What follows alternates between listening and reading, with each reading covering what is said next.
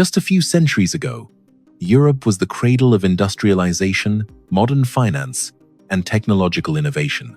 Today, iconic corporations like Volkswagen have to close their factories right in their homeland. Are they being defeated by the U.S.? Not necessarily. Manipulated and swallowed by China? Not at all. Europe is facing an existential crisis simply because of its own decisions. From shutting down nuclear power plants amid the peak of the energy crisis, tightening administrative regulations to the point of stifling innovation, to allowing millions of talents to leave Berlin and Paris for Silicon Valley, each individual decision seemed justified at the time. But when put together, they create a concerning trajectory. Energy becomes expensive. The population is aging rapidly. Production is moving beyond borders. Core technology is increasingly dependent on external sources. This is not a story about collapse due to an external enemy. This is a story about a continent that perhaps has confined itself. So where did the mistake begin? How has Europe really sabotaged its own economy? To understand that, we must go back to the moment when everything started to go offbeat, when the gap between the two shores of the Atlantic quietly widened, turning stability into stagnation. In 1999, the entire continent held its breath. The euro was born like a new king, a strong promise of a counterbalance capable of overcoming the dominance of the USD. At that time, the U.S. economy was only 11% larger than Europe's. It's not a huge gap. Many people believe that Europe will catch up, even surpass. But by 2024, that gap had widened to about 30%, according to the IMF. Not because Europe is collapsing, but because Europe is almost standing still.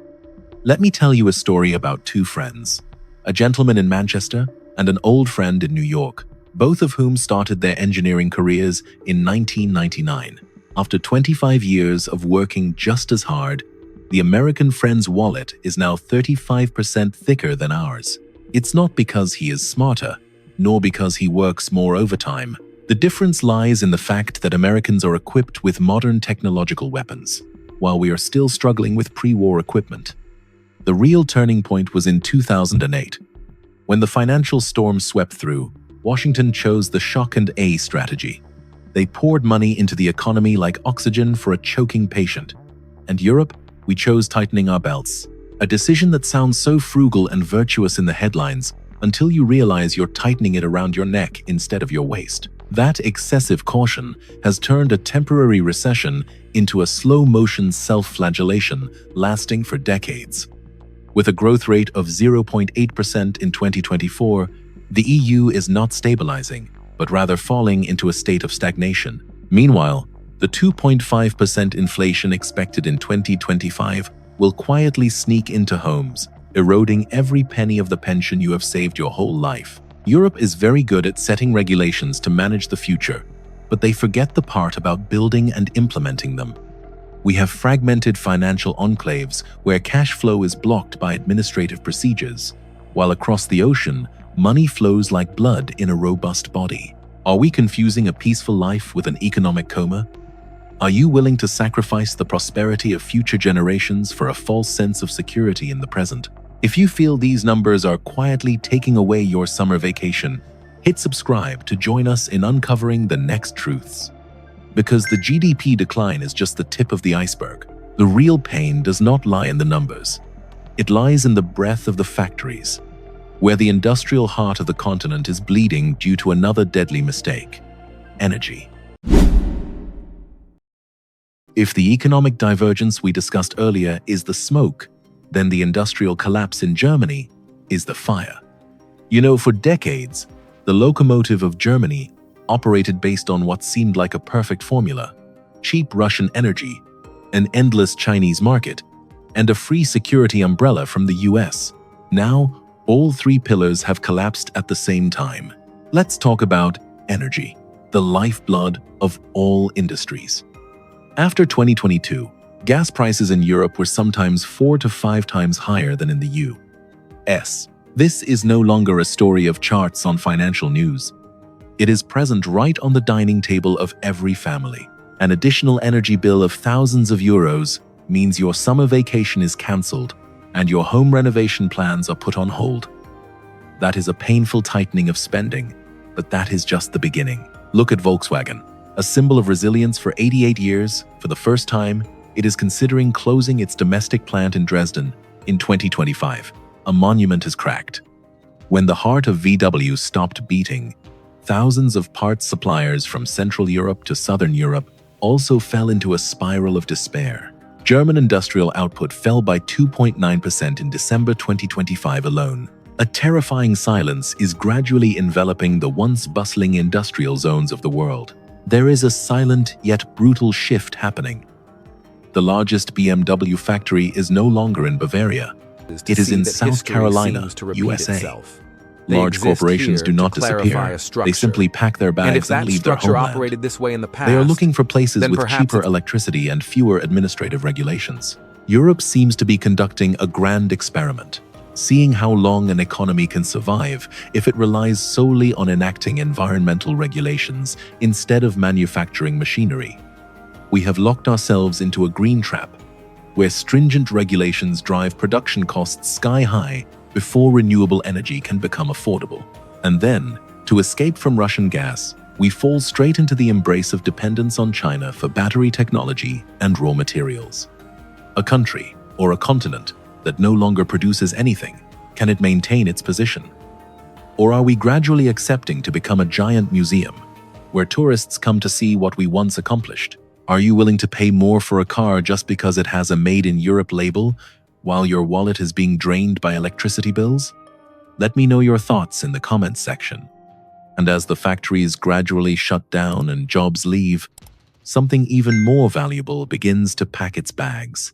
It is not the machinery, but the brightest minds, the lifeblood of the future, who are quietly leaving a continent that seems to have lost its drive to lead. When the factories gradually extinguish their fires, there is something even more valuable than machinery that also begins to pack its bags. That is intelligence. You and I, we have spent our entire lives paying taxes, building an education and healthcare system that the whole world must tip their hats to. But there is a bitter truth happening. We are using our tax money to train the best doctors and engineers, only to hand them over to rival companies across the ocean. That is a silent migration. It is estimated that more than 2.5 million skilled workers have left the EU in search of opportunities in the US and Canada. Just think about it. A young software engineer in Berlin can earn a living wage, or he can fly to California or Texas to earn double, or even triple. In this flat world, national pride sometimes struggles to outweigh the actual numbers on a bank statement. Europe is gradually becoming a continent of the elderly. The average age of the EU has reached 44.9. Even in Italy, this number is expected to rise to 49.1 by 2025. For every 5 people we meet on the street, 1 is already retired. We are sitting on a real demographic bomb. Meanwhile, to maintain the pension and welfare system for your generation and mine, the government is forced to increase taxes on the shoulders of the young. Unknowingly, we turn them into debtors of the system as soon as they leave school. They look at the pension system and bitterly realize that it is no different from a legal Ponzi scheme, where they have to contribute tirelessly today for a distant promise that they will probably never enjoy. When the best AI minds leave, Europe loses its ability to control its own technological future. In America, talent is valued and risk-taking is celebrated. Here, every grand dream seems to be surrounded by complex administrative procedures. Perhaps Americans truly create the future, the Chinese produce it, while we Europeans sit down to draft laws to manage it. But how can you manage those who have decided to leave your cage to seek another sky? Do you feel a pang of sadness when you see your children and grandchildren unable to find opportunities right on the very land of your ancestors? How long can an aging society maintain its dynamism without the dreams of the young? Share this video with the young people in your family. Perhaps they will find a different perspective on the future, or at least understand why we worry about them so much. But you know, salary isn't everything. Those who stay not only face low incomes, but they also feel trapped in a gigantic regulatory cage, where creativity is stifled by towering piles of paperwork. We Europeans have a strange pride. We believe we can lead the world by setting rules, while the US has the Magnificent Seven, the trillion-dollar tech giants shaping the future. Europe still prides itself on luxury handbag brands and traditional chocolate. We are running a museum economy where luxury is celebrated more than innovation, and this is how we are stifling ourselves. The EU AI Act. It sounds noble from an ethical standpoint, but for a small startup, it imposes compliance costs of up to €30,000 per year. That is often a death sentence before the product even hits the market. While the US poured over $100 billion into AI in 2024, all of Europe combined dared to spend only a few billion. We are busy debating the risks of AI, while the world has already implemented it in practice. The obsession with privacy is also a double-edged sword. GDPR protects data well, but it inadvertently creates a barrier preventing European companies from accessing the necessary data sources to train complex AI models. Look at the fate of Skype, a talented child of Europe that ultimately had to sell itself to Microsoft due to the suffocating domestic market and enormous capital requirements. In the US, failure is a costly lesson on the path to success. In Europe, failure is the end of reputation and career. We take pride in the Brussels effect, the ability to set global standards. But standards do not create economic value. We are becoming a regulatory buffer zone instead of a center of innovation. What do you think? Rules are meant to protect, but if they cause people to fall behind and lose job opportunities, are they still valuable? Should we choose absolute safety or accept risks to lead the way? If you feel that Europe is being too strict and stifling creativity, please leave your comments below. Don't forget to subscribe to explore the next hidden corners with me. Because this regulatory cage not only surrounds businesses, it also indirectly creates a real existential crisis. It locks the youth in, leaving them with no refuge in their own homeland. The regulatory cage I mentioned earlier not only surrounds businesses, but also indirectly creates a real existential crisis. It locks the younger generation in, leaving them with no place to call home in their own homeland. Look back and see, in our generation, just one stable job was enough to buy a house and support a family. And now? That's a luxury dream. Since 2010, house prices in the EU have skyrocketed by more than 55%, while the real wages of young people seem to have stagnated. That is a real nightmare. In Ireland, the percentage of young people aged 25 to 34 still living with their parents has skyrocketed from 23% to 40% in just the past few years.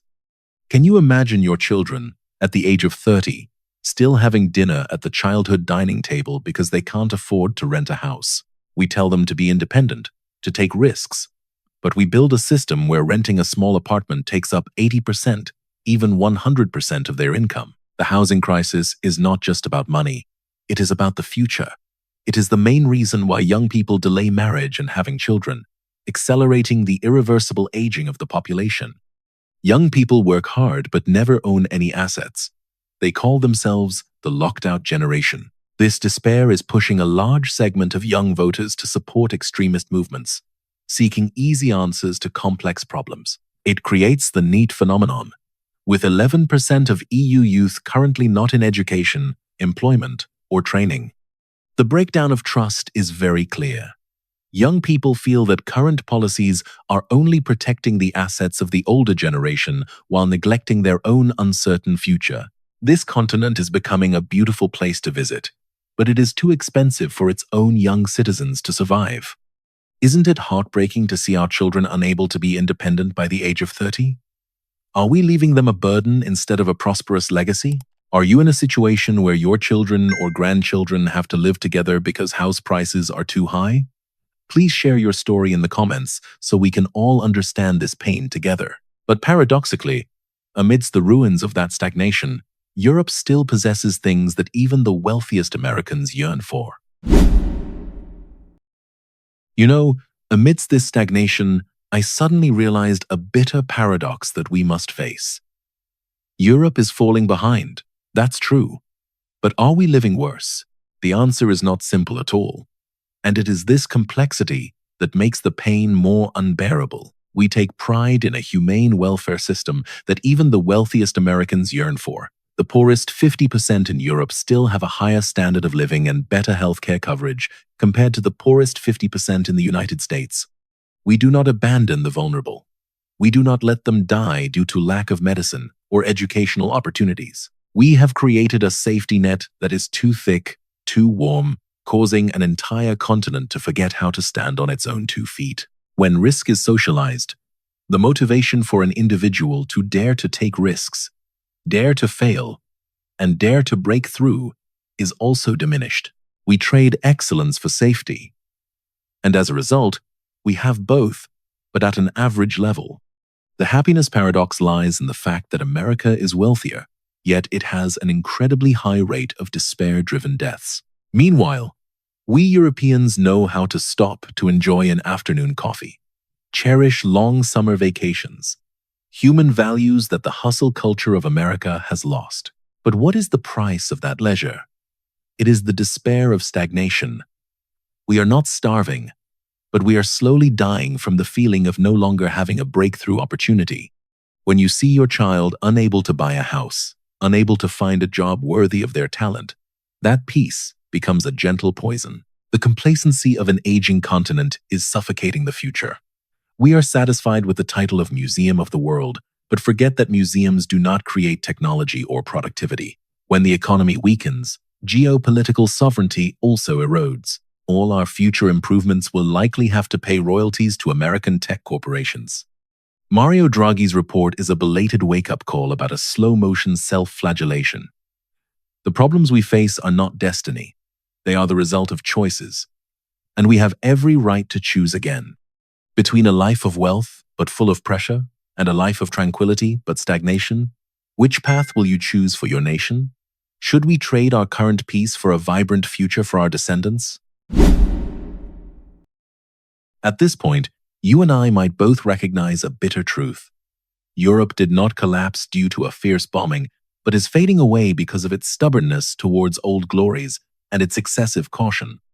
We chose a comfortable safety net, but inadvertently turned it into a cage that stifles the drive for innovation. Europe is like an old aristocrat who owns a vast library but has forgotten how to hold a pen to write the next chapters of history. We cherish the legacy, but we fear the future. The divide between the two sides of the Atlantic is not just about GDP figures, but about the contrast between one side daring to bet everything to lead and the other side daring to remain still to maintain peace. Between a life of wealth but full of pressure and a life of tranquility but stagnation, which path will you choose for your nation? Should we trade our current peace for a booming future for our descendants? If you find these analyses help you understand more about the hidden aspects of the era, please help me by liking the video and sharing it to spread this understanding. Don't forget to subscribe to the channel and turn on the notification bell so you won't miss the next insightful content. All information, data, and arguments presented in this video are compiled and analyzed based on reputable research data sources up to the time of production. However, the content is for reference, educational purposes only, and reflects personal analytical viewpoints. This is absolutely not investment or financial advice or recommendation. The financial and macroeconomic markets are always complex and influenced by many unexpected factors. You are fully responsible for your financial decisions and are encouraged to conduct independent research or consult with an expert before acting on any information from this video.